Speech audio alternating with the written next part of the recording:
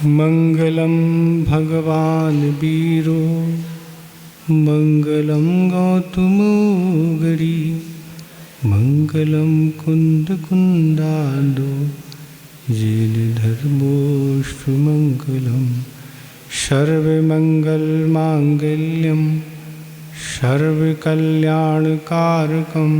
प्रधानं सर्वधर्माणां जेनं जेतु शासनं जेनं जेतु शासनं।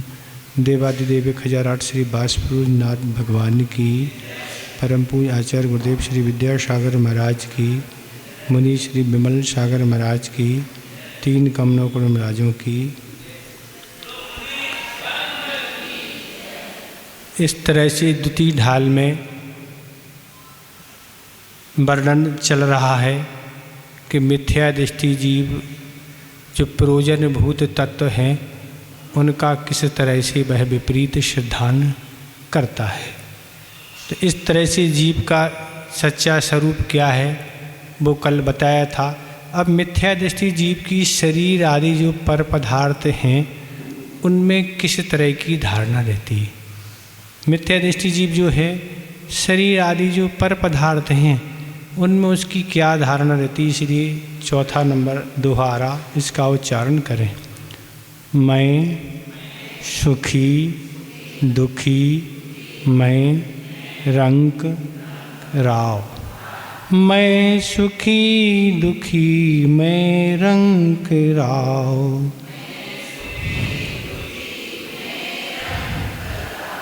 मेरे धन ग्रह गोधन प्रभाव। मेरे धन ग्रह गोधन प्रभाव।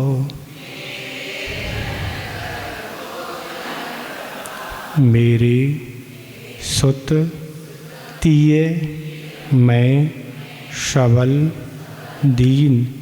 मेरे सुत ते में सबल दीन। बे रूप सुभग मूरख प्रवीण। बेरूप सुभग मूरख प्रवीण। मैं सुखी दुखी मैं रंक राव। मेरे धन ग्रह गोधन प्रभाव। मेरे सुतति में सबल दीन। बेरूप सुभग मूरख प्रवीण।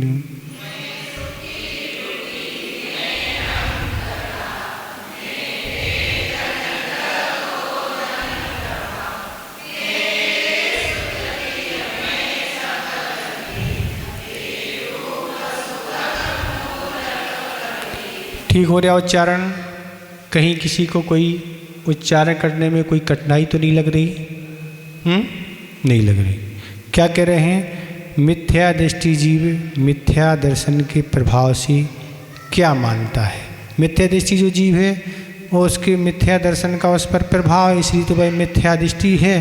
तो उसकी क्या मान्यता है? तो कह रहे मैं सुखी हूँ मैं दुखी हूँ मैं गरीब हूँ मैं राजा हूँ और मेरे ग्रह हैं गोधन है और मेरा प्रभाव है।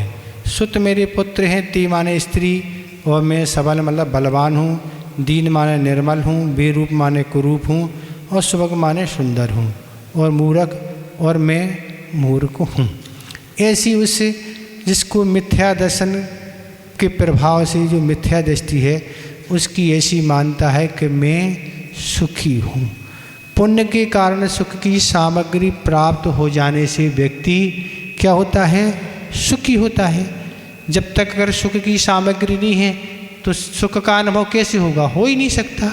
सुख की सामग्री मिल जाने से ही व्यक्ति सुखी होता है, सुख को प्राप्त होता है। और दुखी और मैं दुखी हूँ। अगर सुख पाप कर्म के कारण सुख की सामग्री नहीं है तो हमेशा वह दुख का अनुभव करता है। असाता वेदनी कर्म का उदय है। अब रोग हो गया तो कष्ट का ही अनुभव हो रहा। और प्रतिकूल अवस्था है तो भी कष्ट का अनुभव होता है। सुख दुख आदि ये जीव की क्या है, विभाव पर्याय है, स्वभाव नहीं, जीव के गुण नहीं है। पर मिथ्या दृष्टि क्या मानता है, ये आत्मा का स्वरूप मानता है। ये आत्मा का स्वरूप कैसा है, सुखी होना है, दुखी होना है। कर्म के योग से अवस्थाएं प्राप्त होती हैं, पर वो आत्मा का स्वभाव मान के चलता है।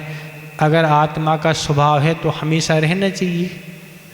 देखो, ये सुख की कल्पना अलग है और सिद्धों की सुख की कल्पना अलग है। जब सब कर्मों से अभाव ये आत्मा हो जाती है तब सिद्धों में सुख ही रहता है। यह संसार के सुख दुख की बात चल रही, सिद्धों की बात नहीं चल रही। तो ये कह रहे हैं अगर दुख ही आत्मा का स्वभाव है, दुख होना है तो हमेशा दुखी रहना चाहिए, और सुख है तो सुखी रहना चाहिए। पर ये मिथ्या दृष्टि की ऐसी कल्पना है कि जैसे कर्म की परिणति जब होती है साता साता, तो वो अपने को आत्मा का स्वरूप मानता है। आत्मा का स्वरूप सुखी होना है, दुखी होना, ऐसा वह मानता है। मैं रंग हूँ, मैं गरीब हूँ। अगर धन नहीं है तो इसलिए क्या मानता है, मेरी आत्मा क्या है, गरीब है, मैं गरीब हूँ। तो वह इसलिए वह अपने को गरीब समझता है। राव माने और मैं राजा हूँ। जिसने पूर्व में दान दिया, त्याग तप किया, तो उसको अच्छा किला, सेना, नौकर, वाहन और इस तरह से वह राजा बन गया। पूर्व पुण्य के कारण सब कुछ उसको प्राप्त हो गया, तो इसलिए वह अपने को राजा मानता है। और गृह माने आवास दान जिसने दिया, अच्छे अच्छे उसको मकान प्राप्त हो गए। आवास दान देने से अच्छे अच्छे मकान, तो ऐसा। और गोधन, गोकुल, अच्छी अच्छी गाय भैंसों का होना, ये गोधन कहलाता है। गोकुल होते हैं, अनेक गाय भैंसें जहाँ होती हैं उसको गोकुल कहा जाता है। और प्रभाव मेरा बड़प्पन है, नगर में मेरी चलती है। हम जिससे जो कह दें वो उसको मानना ही पड़ता है। पंचायत हमारे द्वारा ही होती है। किसी की कोई समस्या हो तो हमको प्रमुख बनाया जाता है और हमारे द्वारा पंचायत होती है। ऐसे नगरों में होता है। मेरा बड़ा सम्मान होता है, लोग मुझे लेने आते हैं, भेजने जाते हैं, मेरे आने से लोग खड़े हो जाते हैं और मुझे माइक मंच पर जाके माला पहना, माइक देना आदि, हाथ जोड़कर हमारे खड़े थे, सत्कार दे। इसलिए मेरा बड़प्पन है, लोग हमारी बहुत इज्जत करती हैं। तो ये भी पुण्य का योग है, उसके कारण ये सब मिल रहा है। तो वो आत्मा का स्वरूप मान रहा है। क्यों मिथ्यादि सुत माने मेरे अनेक सुंदर सुंदर पुत्र हैं। ती माने और स्त्रियां हैं, अनेक प्रकार की रूपमान स्त्रियां हैं। तो एक जैसे प्रसंग यहाँ लें कि जो भी राजा महाराजा हुए या पुराने लोग होते हैं, तो एक व्यक्ति की विवाहित कई स्त्रियां हो सकती हैं, इसमें कोई बाधा नहीं है। विवाहित तरीके से एक कोई भी पुरुष राजा हो, कोई भी हो, वह विवाहित तरीके से अनेक स्त्रियां रख सकता, इससे आगम में कोई बाधा नहीं।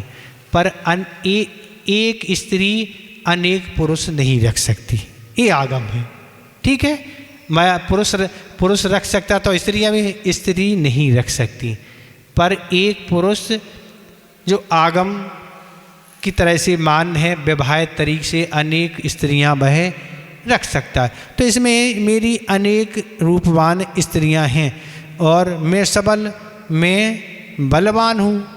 मैंने बड़ी बड़ी कुश्तियाँ की हैं, प्रमाण पत्र मिले हैं, लोग मुझे देखते ही डरते हैं, ऐसा मानना। मैं सबल माने मैं बहुत बलवान हूँ, मैंने अच्छों को हरा दिया। दीन माने और मैं निर्बल हूँ, मैं बहुत कमज़ोर हूँ। अब शरीर की अनुकूलता नहीं है, शरीर कमज़ोर मिल गया, किसी को बलवान मिल गया, तो उस तरह का स्वरूप माना। बेरूप और मैं कुरूप हूँ।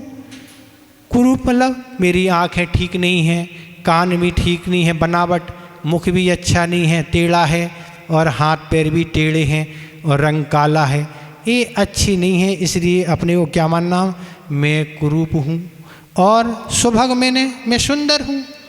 जब बाल है, आँख है, नाक, कान, ओठ, रंग आदि सभी अच्छे होते हैं तो वह सुभग माने सुंदर होता है। तो लोग मुझे देखते ही रहते हैं, लोग हमारी फोटो ही लेते रहते हैं, तो सुभग माने सुंदर, लोग ऐसी कल्पना करते। तो ये तो नाम कर्म के कारण मिले हैं कुरूप होना और सुभग होना। जैसे पूर्व में नाम कर्म का बंध किया उसके अनुसार सुंदर और सुंदर रूप मिलता है। आचार्य समदभद्र महाराज ने रत्कन सापचार में लिखा, भक्ति रूपम सुंदर, भक्ति करने से सुंदर रूप की प्राप्ति होती है। जो भी भगवान की देव शास्त्र की भक्ति करते हैं उसको सुंदर रूप की प्राप्ति होती है। तो मैं सुंदर हूँ। और मूर्ख माने मैं मूर्ख हूँ, मुझे कुछ आते ही नहीं, मेरा क्षौषम बहुत कम है, मुझे याद ही नहीं होता है। इसलिए जिन्होंने ज्ञान में अंतराय डाला, पूर्व में क्या हुआ, ज्ञान में अंतराय डालने क्या है, क्या कारण है।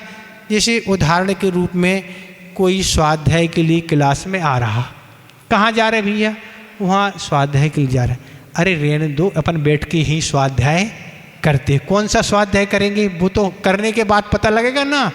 तो ये अंतराय हो गया, स्वयं भी नहीं जाना और भैया काहे को वहाँ जा रहे, कुछ नहीं है वहाँ, तो यहीं रहो, अपन यहीं से बैठ के यहीं अपन चर्चा करते हैं, समय होगा तो घर चले जाना, क्या है। तो ये अंतराय हो गया। कोई पढ़ रहा है, स्वाध्याय कर रहा, लाइट आपने बंद कर दी, पुस्तक छिपा दी, उसको बातों में लगा लिया। ऐसे तरह तरह के अगर विघ्न स्वाध्याय करते समय अगर हम कोई भी किसी व्यक्ति को उपस्थित करता है तो वो क्या होता है, उससे क्या बंद हो गया, उससे ऐसे कर्म का बंद हो गया कि आगामी जीवन में क्षौषम नहीं पाया जाएगा। और क्षौषम नहीं पाने से कुछ समझ में नहीं आएगा। तो ये कह रहे, ये इस तरह से मूर्ख रहते हैं लोग। यही कहते हैं हम कौन सा है, सूर सूतक ही बने रहना। क्या है सूर सूतक से, क्या है, पुस्तक ही नहीं ची सकते। ये सब व्यवधान है। तो ये कह रहे हैं मैं मूर्ख हूँ और प्रवीण माने और मैं पंडित हूँ, मैं बहुत बड़ा पंडित हूँ, बहुत पुस्तक हमें रटी हुई हैं, तो मैं कहाँ से क्या पूछना पूछ लूँ। तो ये क्या है, ज्ञान का घमंड है, ज्ञान का मद कहलाता है।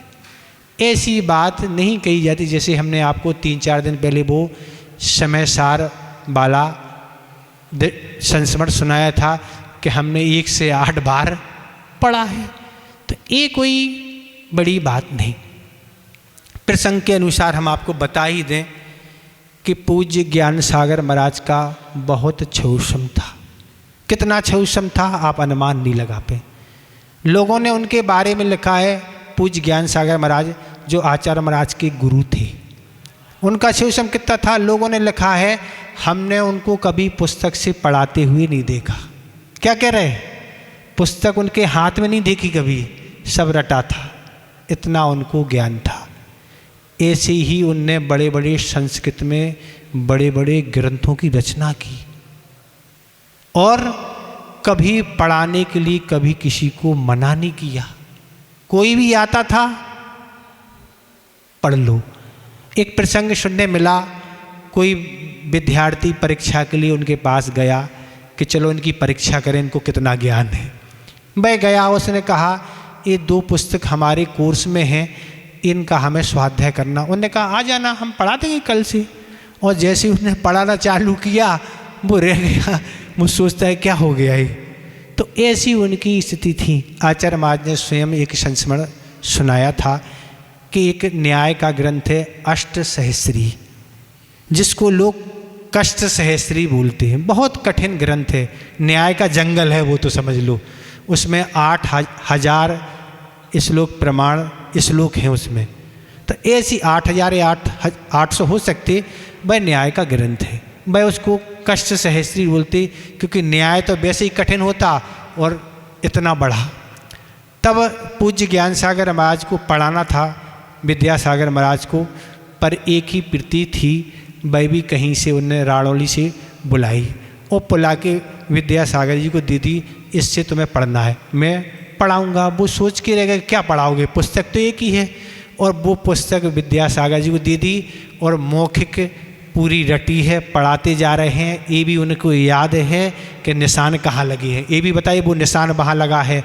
और उसकी संस्कृत से हिंदी करते चले जा रहे हैं और पढ़ाते चले जा रहे हैं। पढ़ते हैं कि आचार्य जी ने सुनाया था, मैं तो देख के ऐसे ही रह गया कि उनको संस्कृत पूरी याद है, उसकी हिंदी भी करते जा रहे और पूरे निशान याद हैं। बोले आँखों की ज्योति उस समय कम हो गई थी और पुस्तक एक ही थी, उस समय तो इतने प्रकाशन होते थे, तो ये उनको उनकी ज्ञान की स्थिति थी। ऐसा अपार उनको ज्ञान था जिसकी कोई छाया पाना कठिन है। ऐसी पुस्तकें उनको रटी हुई थी, पर मद के नाम पर उनमें कभी उनकी बात से कभी मद नहीं सुना कि हमें सब कुछ आता है। ऐसी स्थिति है। पर आचार्य महाराज की भी यही स्थिति है। हमने कभी आचार्य महाराज से मद वाली बात नहीं सी। आचार्य जी एक बार कहती, मैं तो भैया कक्षा 1 का विद्यार्थी हूँ। तो हम लोगों ने सोचा कि आप कक्षा 1 के हो तो हम लोग कहाँ के हैं, फिर हम तो और आपसे नीचे ही वाले हैं। जब आपको इतना ज्ञान होती है, आप कह रहे हैं कि हम कक्षा, तो ऐसे मद नहीं होने से अपने आप ज्ञान का क्षयम बढ़ता चला जाता है। और मद करने से वह ज्ञान कब समाप्त हो जाए, ये तो सब क्षयम ज्ञान है, कोई छाया ज्ञान तो है नहीं अपन को, वो कब नष्ट हो जाए पता नहीं। तो इसलिए ये बहुत बड़े मैं पंडित हूँ, इस तरह का कोई घमंड करने के लिए यहाँ कोई भी स्थान नहीं है। तो इसलिए ये ने बता दी कि मिथ्या दृष्टि दीप शरीर आदि पर पदार्थों में क्या उसकी धारणा रहती है, ये पर पदार्थ क्या हैं, मेरे हैं। पुद्गल, धर्म, अधर्म, आकाश और काले 5 द्रव अजीब हैं और इनमें पृथक मानकर स्वभाव वाला जीव द्रव चेतन स्वरूप है, किंतु इस प्रकार की यथार्थ श्रद्धा न होकर देह को एवं देहों से उत्पन्न होने वाली सुखी, दुखी, गरीब, राजा, धन, मूर्ख, ज्ञानी, कुरूप, सुंदर आदि अवस्थाओं को ये आत्मा की अवस्था मान रहा। क्या मान रहा है? ये आत्मा की अवस्था मान रहा है। इसलिए क्या है, जीव तत्व का विपरीत सिद्धांत है। ये आत्मा के स्वरूप, ये आत्मा की चीज़ें मान रहा। आत्मा तो ज्ञाता दृष्टा स्वभाव वाला है। सो सुख दुख जीव आदि की विभाव पर्याय हैं। क्या है? ये जीव के गुण नहीं, ये विभाव पर्याय हैं। विभाव पर्याय तो आत्मा के साथ हमेशा रहती नहीं है।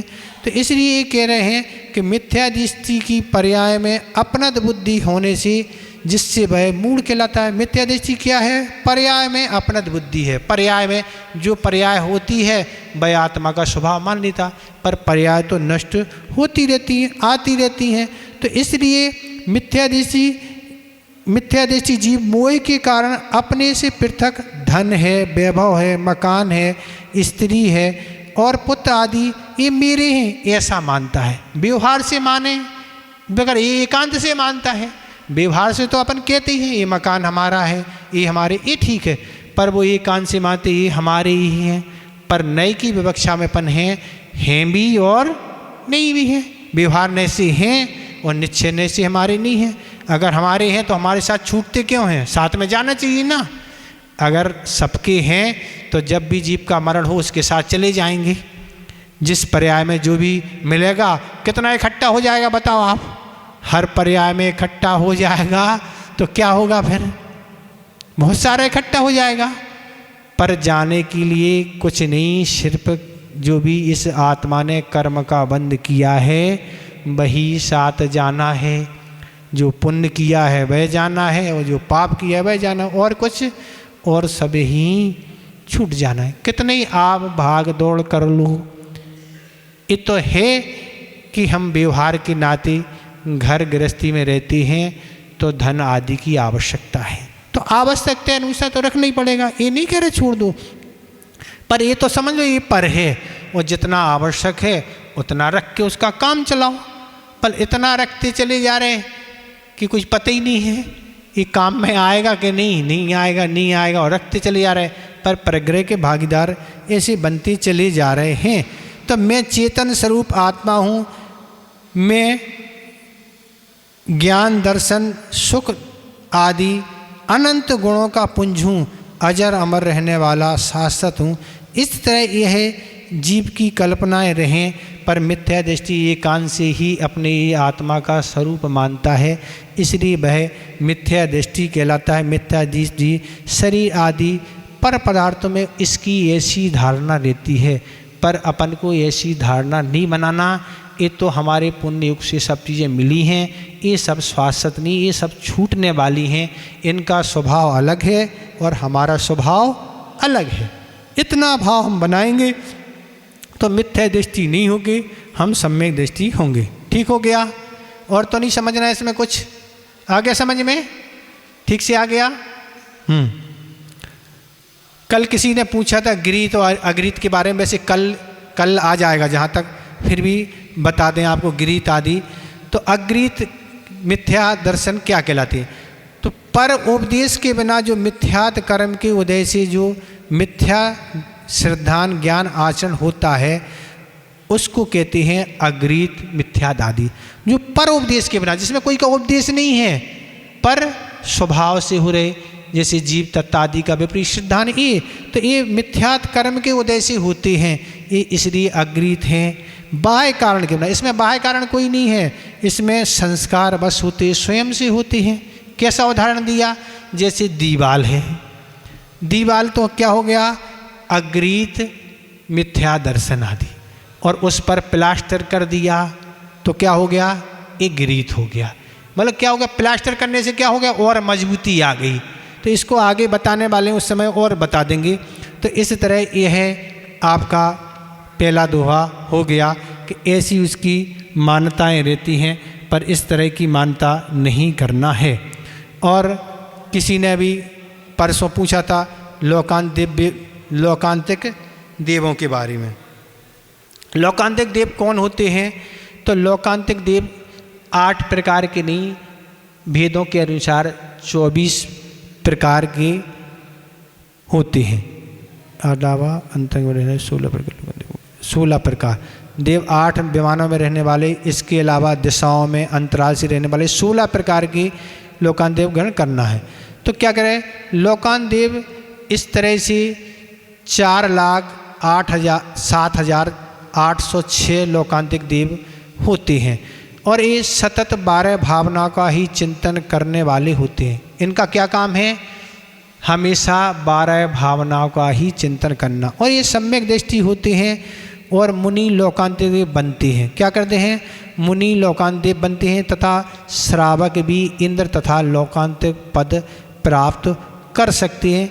ऐसा वृद्ध द्रव्यशंकर की टीका में और उत्तर पुराण में आचार्य ने उल्लेख किया है, जो हमेशा वैराग भावना ही भाते हैं। इनका काम क्या है?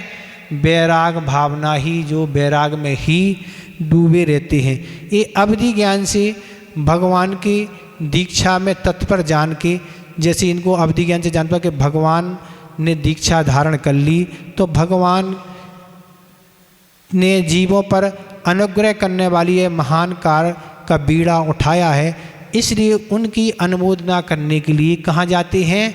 भगवान जो दीक्षित तीर्थंकर होते हैं उनकी प्रशंसा करते हैं कि आपने राजपाट आदि त्याग करके जो दीक्षा ग्रहण की है, आपने बहुत अच्छा। उन्हें संबोधन करने नहीं जाते, लोग कहते उनको संबोधन, तीर्थंकरों क्या संबोधन करोगे? उनको संबोधन नहीं, उनकी प्रशंसा आदि के जो आपने कार्य किया है, प्रशंसनीय कार्य किया है। तीर्थंकरों कौन संबोधन करेगा? उन्हें तो पूरा ज्ञान है दुनिया का, पूरे सुत का, द्वादशांग का सब ज्ञान। एक बार किसी ने कहा कहीं पंचकलादि में कि तीर्थंकर को शास्त्र भेंट करो, तो आचार्य जी कह रहे उन्हें क्या शास्त्र भेंट करोगे? वो द्वादशांग के पाठी होते हैं, उनको शास्त्र की ज़रूरत नहीं होती है, उनके ज्ञान से कोई भी बाहर कोई चीज़ है ही नहीं। तो इसलिए ये उनकी अनुमोदना करते हैं। ये मात तीर्थंकर के तप कल्याणक में ही जाते हैं। क्या करते हैं? ये तीर्थंकर के केवल कब जाते हैं? जब इनको दीक्षा लेते, इसके अलावा नहीं जाते कहीं। अपने स्वर्ग से ये पंचम स्वर्ग में रहती हैं। पंचम स्वर्ग में इनका एक अलग से स्थान है, वहाँ ये रहती हैं। वहाँ कोई देवियों की कोई व्यवस्था नहीं, पहले से 16वें स्वर्ग तक देवियाँ हैं, पर जिस जहाँ ये पंचम स्वर्ग में रहती हैं इनके पास देवियाँ नहीं रहती हैं। 11 अंक के ये पाठी होते हैं, सभी सम्यक दृष्टि होते हैं और सर्वकाले स्वाध्याय में होते हैं। सर्वकाल इनका काम है स्वाध्याय करना, कहीं आने जाने की बात ही नहीं। और देवों में ये ऋषि के समान होने से इन्हें देवर्षि कहते हैं। देवों के समान ये देवर्षि हैं, ये बड़ी रिद्धियों के धारी होते हैं।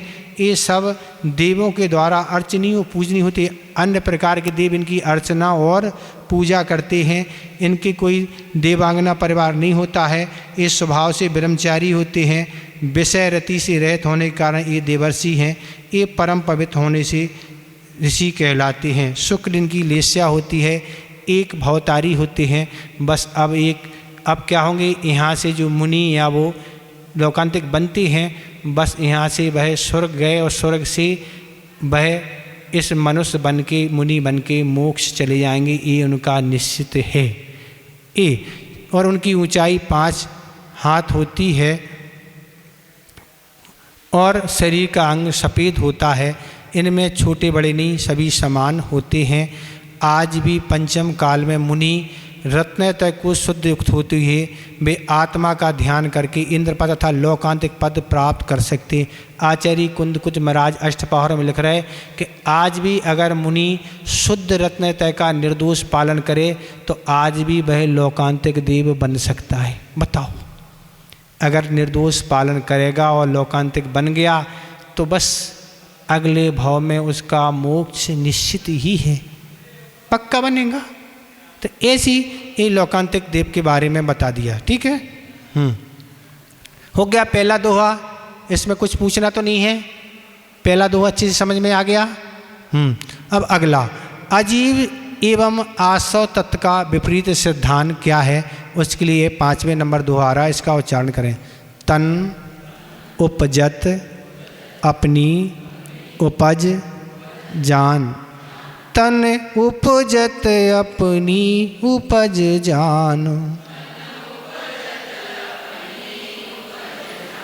तन नशत आपको नाश मान, तन नशत आपको नाश मान।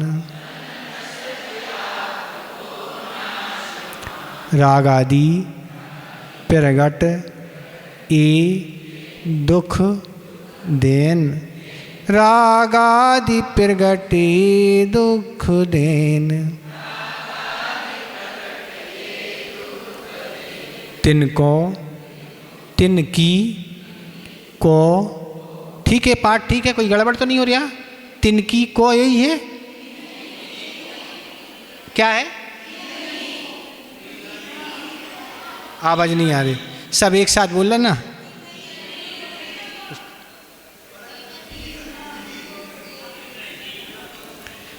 तिनकी तिनकी ही, तिन ही गड़बड़ हो गई, तिन ही, तिन ही को सेवत गिनत चैन, तिन ही को सेवत गिनत चैन। तन उपजत अपनी उपज जान, तन नशत आपको नाश मान, राग आदि प्रगटे दुख देन, तिन्ही को सेवत गिनत चैन।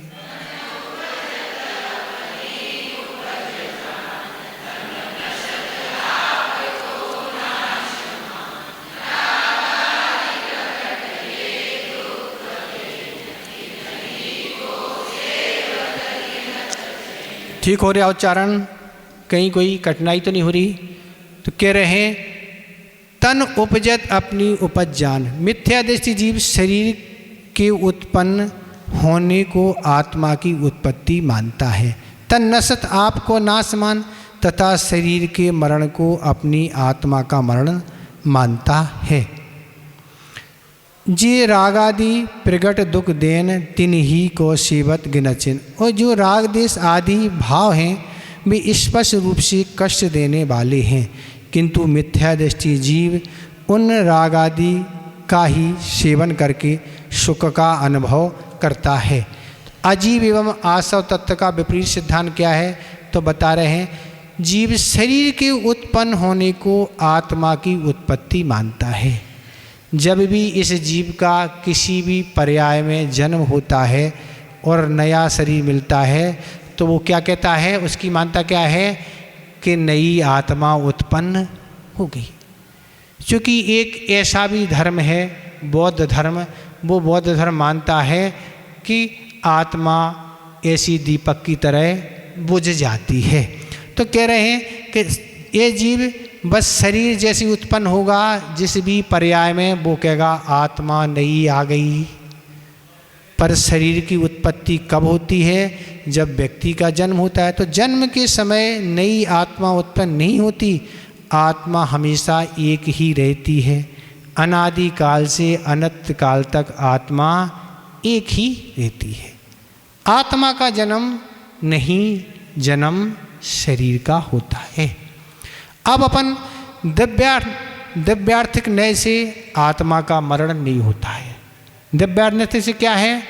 आत्मा का मरण नहीं होता, पर पर्यार्थिक नय से मरण भी होता है। पर्याय का नाश होना, इसलिए अपन कहते हैं उनका मरण हो गया। तो ये नए विवक्षा से अपन कहेंगे कि इस नए से आत्मा का मरण भी होता है और इस नए से आत्मा का मरण नहीं होता, तो ठीक है। पर एकांत पगले नहीं, आत्मा का मरण ही होता है, आत्मा का जन्म ही होता है। विवक्षा अगर हम नहीं लगाएंगे तो क्या दिक्कत हो जाएगी? नहीं लगाने से ये दिक्कत आ जाएगी कि हमारी विवक्षा से हम सम्यक दृष्टि नहीं होके क्या हो जाएंगे?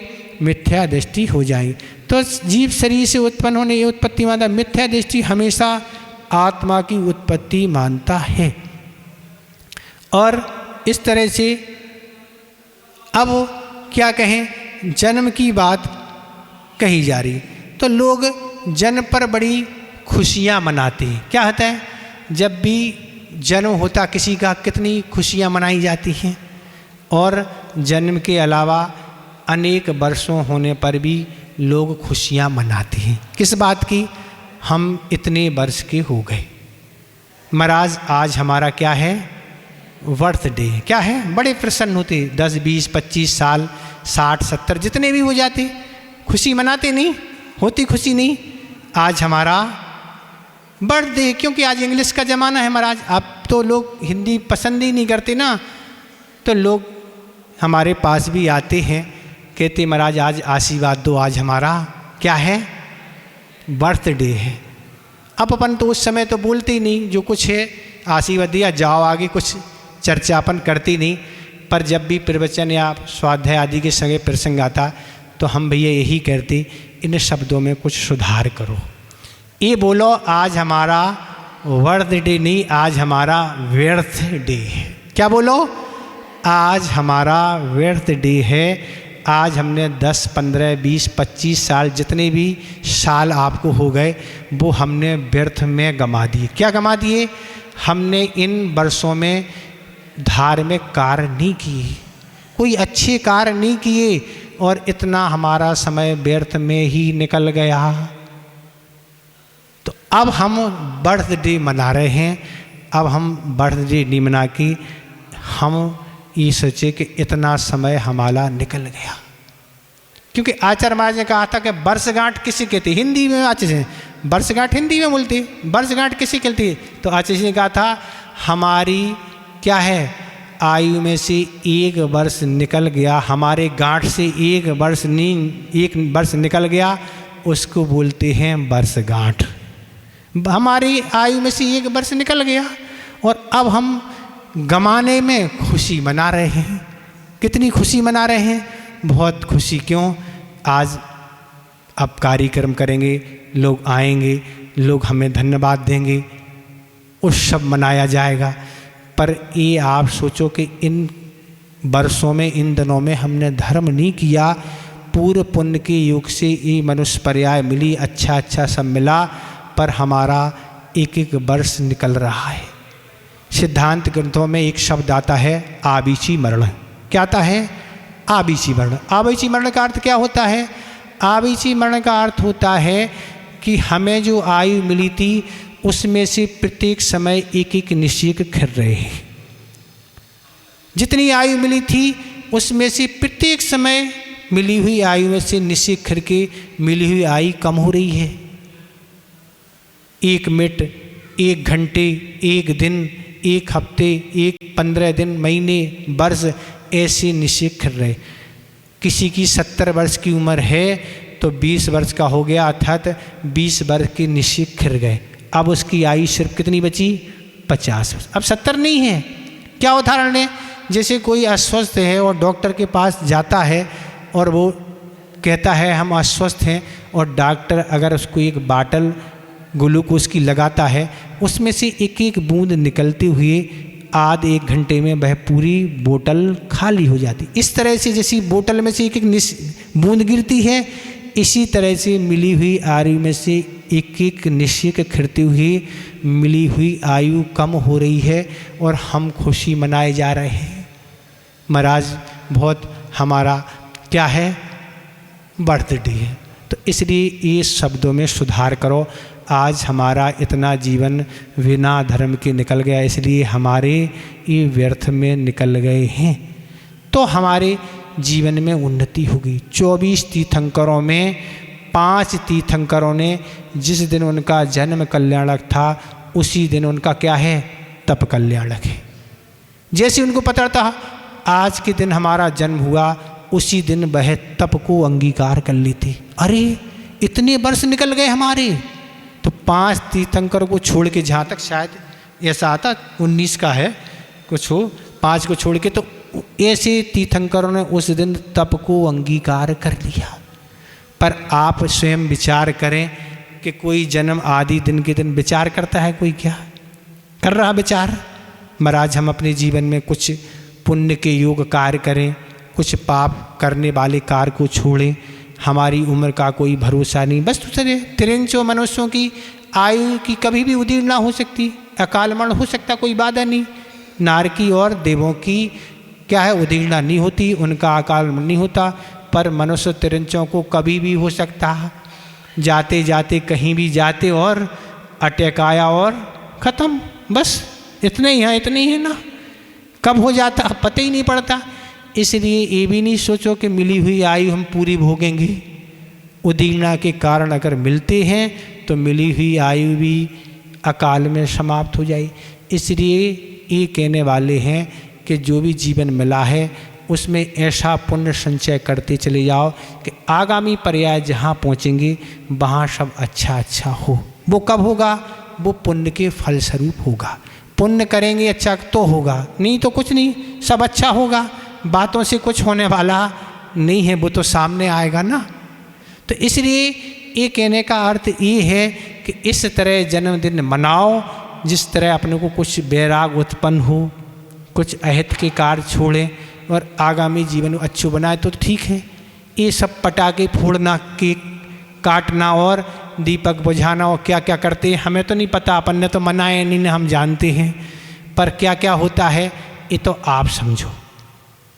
जो धर्म और पुण्य संचय के लिए जो क्रिया नहीं है वो कहीं तक उचित नहीं है। धार्मिक कार्य हो, विधान आदि हो, गुरुओं के दर्शन हो, तीर्थ यात्रा हो, और भी कोई अच्छे कार्य हो जिससे पुण्य संचय हो, वो तो अच्छा है।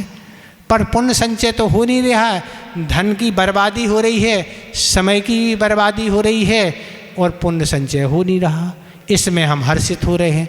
तो इसलिए ये कहने को अर्थ है कि वह उत्पन्न होता है तन नसत आपको नाशमान, और शरीर के मरण को अपनी आत्मा का ही मरण मानता है। जैसे ही उस पर्याय का अभाव हो गया वो कहता आत्मा हमारी समाप्त हो गई। जैसे मरण होता है वह आत्मा मरण मान लेता है। यह पौद्गलिक शरीर पूर्ण गणन स्वभाव वाला है और आत्मा कैसी है? अविनाशी है। फिर भी शरीर की उत्पत्ति को आत्मा की उत्पत्ति मानता है और शरीर के विनाश को आत्मा का विनाश मानना ये अजीब तत्व का विपरीत सिद्धांत है। क्या है? आत्मा अविनाशी है, आत्मा का कभी नाश नहीं होता, और शरीर की उत्पत्ति को आत्मा की उत्पत्ति मानना और शरीर के विनाश को आत्मा का विनाश मानना ये अजीव तत्व का विपरीत सिद्धांत है। शरीर का ही मरण होता है, आत्मा का मरण नहीं होता है। तो ये इसमें कहने वाले हैं। और क्या है, अब आसव तत्व का विपरीत सिद्धांत क्या है, तो जे राग आदि प्रगट दुख देन तिनकी हो को सेवत गिनत चैन। जो राग देश आदि भाव हैं वे स्पष्ट रूप से कष्ट देने वाले हैं, किंतु मिथ्या दृष्टि जीव उन राग आदि का ही सेवन करके सुख का अनुभव करता है। क्या कह रहे हैं, जो राग देश आदि भाव हैं वे स्पष्ट रूप से क्या हैं, कष्ट देने वाले ही हैं। जब भी कोई राग देश करता है, मोह करता है, क्रोध आदि जो भी कुछ करता है उससे कष्ट ही होता है। पर मिथ्या दृष्टि क्या कहता है, उनको सेवन करके सुख का अनुभव करता है। क्या कहता है, नहीं हम राग देश मोह करेंगे तो हमें सुख उत्पन्न होगा। इसलिए कह रहे ये आसव तत्व का विपरीत सिद्धांत है। वस्तुतः क्या है, राग देश से कर्म का बंध होगा। आचार्य अमृतचंद महाराज ने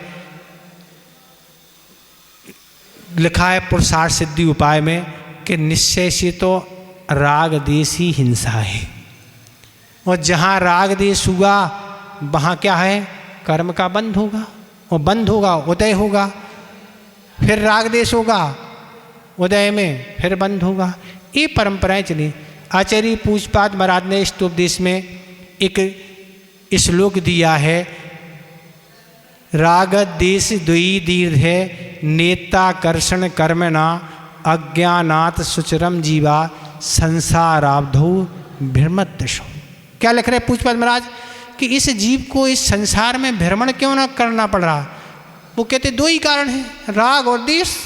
क्या उदाहरण दिया, पहले का उदाहरण तो आपको समझ में आ जाता था, अब मिक्सी का ज़माना है तो नहीं आएगा समझ में। क्या है, पहले किसी को अगर दूध जमाया और दूध जमाने से भाई दही बन जाता है, अब दही से छाछ बनाना है, घी निकालना है, तो एक मटकी में क्या रख लिया जाता था, दही रख लिया, और दही में पानी डालने के बाद मथानी में 2 रस्सियाँ लगी रहती थीं, और दोनों रस्सियों को ऐसे घुमाया जाता था। तो दोनों रस्सियों को जब घुमाया जाता था तो मथानी घूमती थी, और मथानी के घूमने से क्या होता है, उस दही में से मक्खन निकल आता था।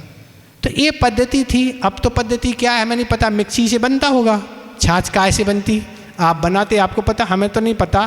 तो ये प्रक्रिया थी। तो आचार्य महाराज क्या कहने वाले हैं, जैसे वो मथानी 2 रस्सी से घूम रही है, इसी तरह ये संसारी प्राणी राग और देश 2 के कारण ही इस संसार में परिभ्रमण कर रहा है। क्या हो गई, मटकी हो गई संसार, मथानी हो गया जीव, और डोरियाँ हो गई राग और देश। तो इस तरह जैसी राग और देश डोरियाँ चलती हैं, मथानी रूप जीव उस संसार में यूँ भ्रमण करता है। इसलिए आचार्य महाराज कहना चाह रहे हैं कि अगर तुम इस संसार से परिभ्रमण से छूटना चाहते हो, संसार के कष्ट से बचना चाहते हो, तो राग देश छोड़ के ज्ञाता दृष्टा बन जाओ। ये तो महाराज संभव नहीं, तो फिर मोक्ष होना भी संभव नहीं।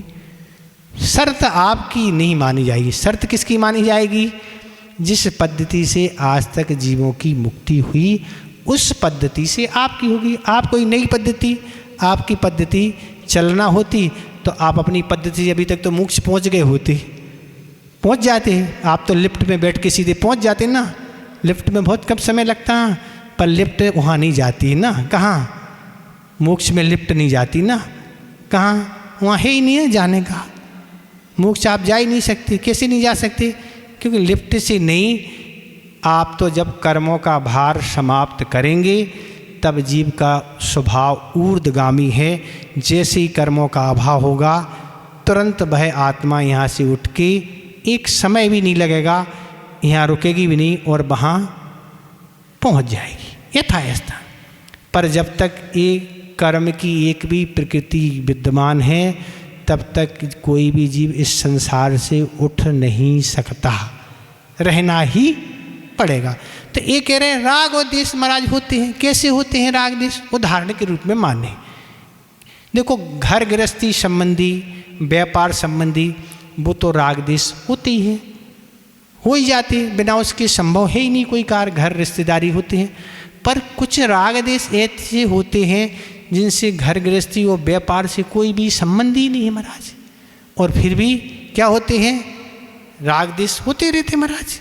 कैसे होते रहते? अब उदाहरण के रूप में कोई भी सुबह सुबह मॉर्निंग वॉक के लिए घाटोल से बाहर जाता है, किसी भी दिशा में वह जाता है, चलो घूमने ताज़ी हवा लेके आए, पर वहाँ दो लगते जाते हैं, घूमते घूमते देखते हैं कोई यहाँ दुकान खुल गई है, दुकान खुल गई है, ये दुकान किसने खोली है?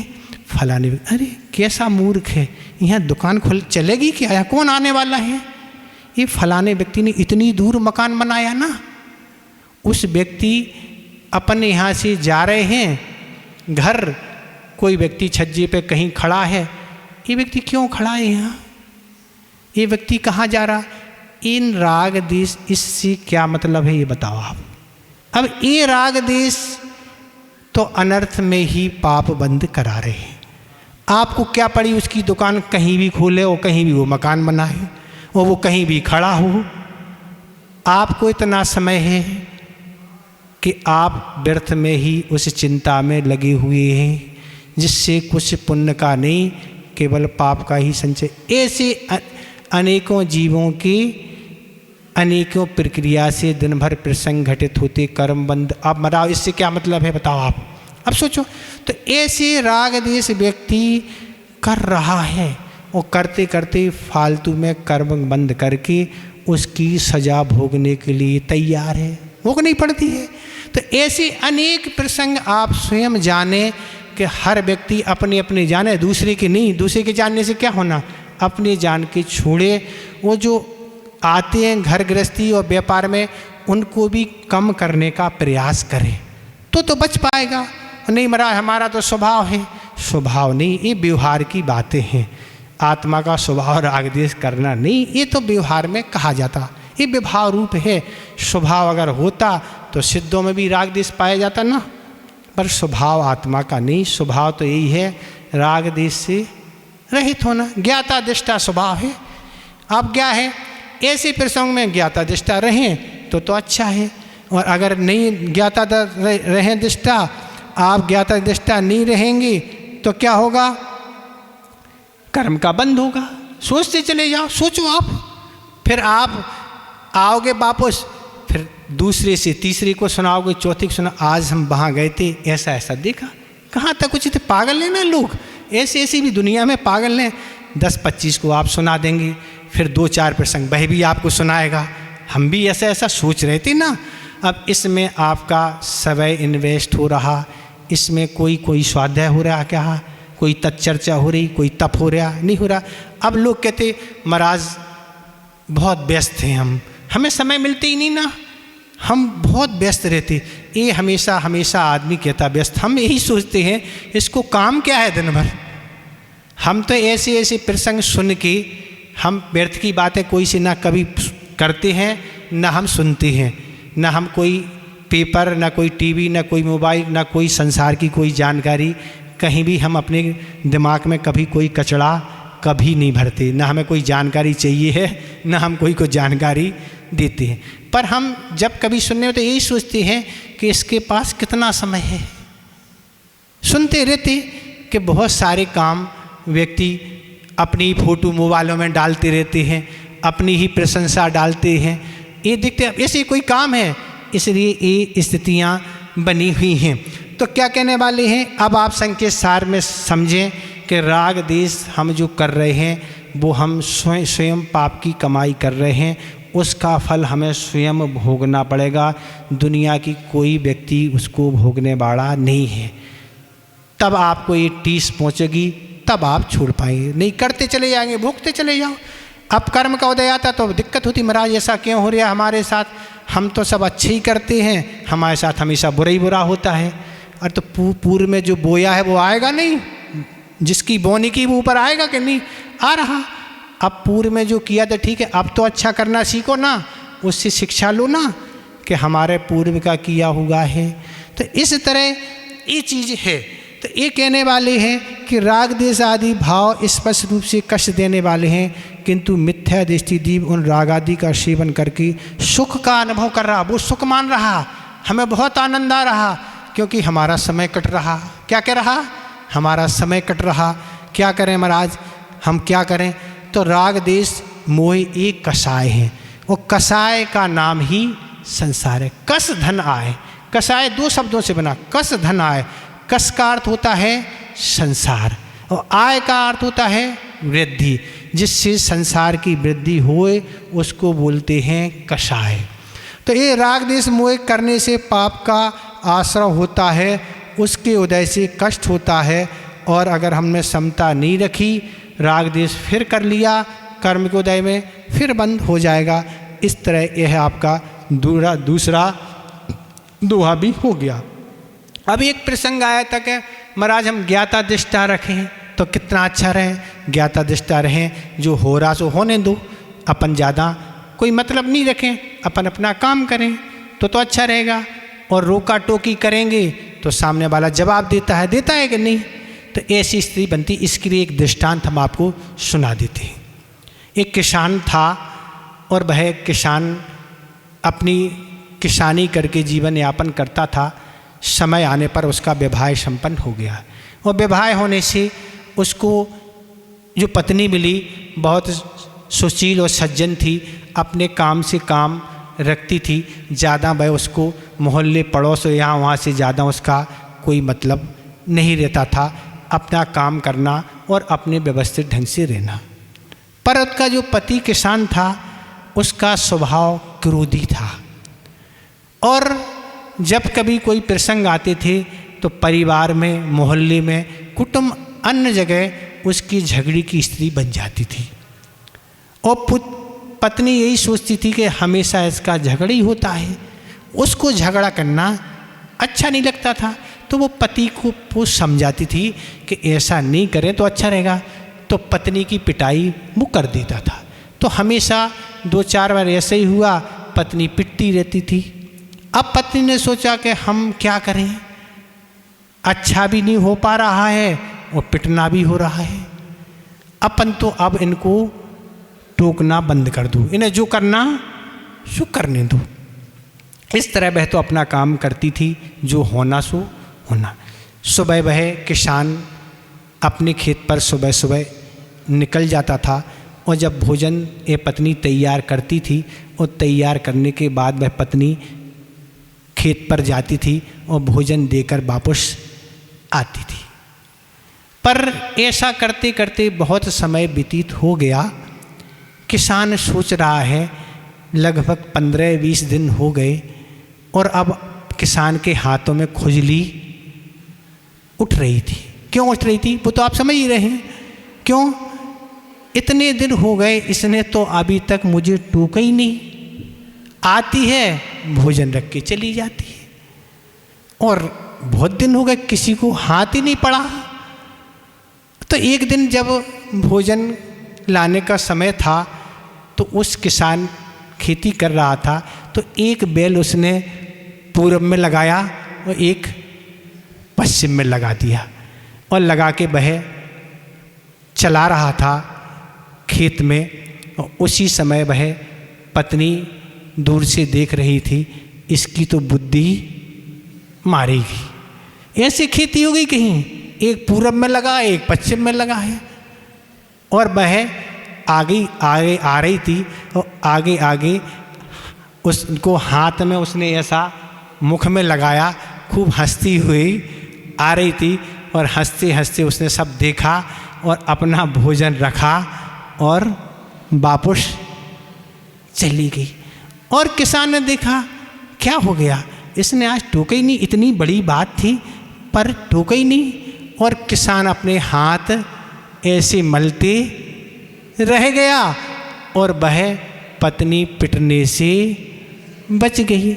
इस तरह आप भी ऐसी स्थितियों परिस्थिति से बचना चाहते हैं तो आप भी कर सकते हैं। और टोकना है सो आप खूब टोकते रहो, और पिटना सो पिटते रहो, और सुनना सो सुनते रहो, झगड़ा करना सो झगड़ा करते रहो।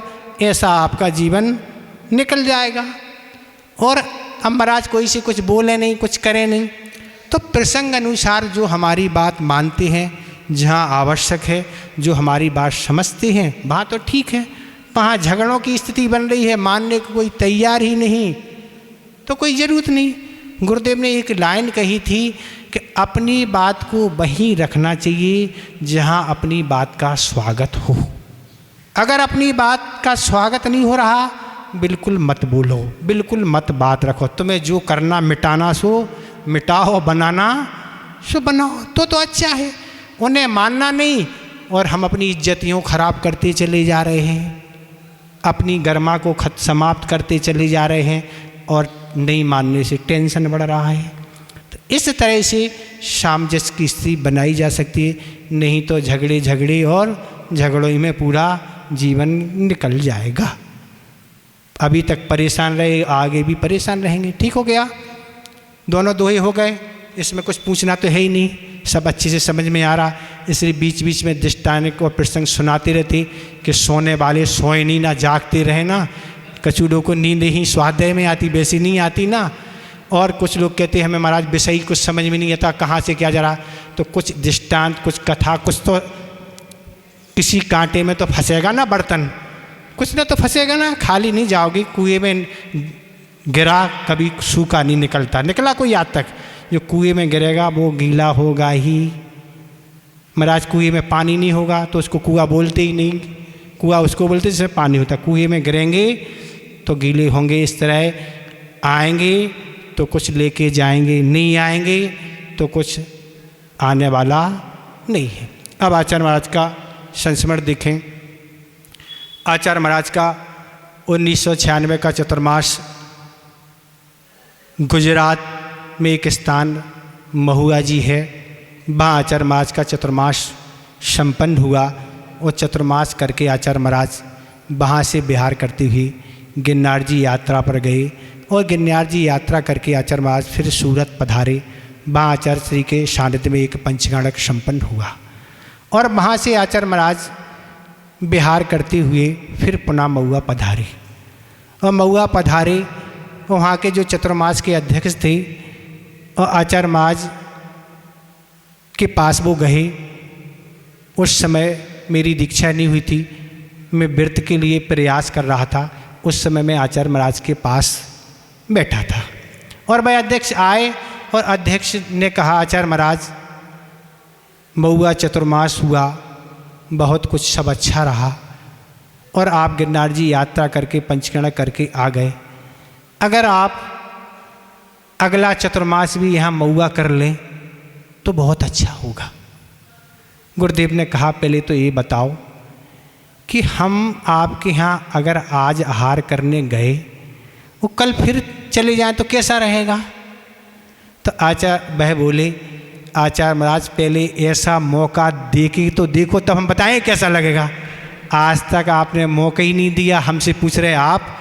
एक बार आहार कराने के लिए तो बरसों लगते हैं, आप आज और कल की बात कर रहे।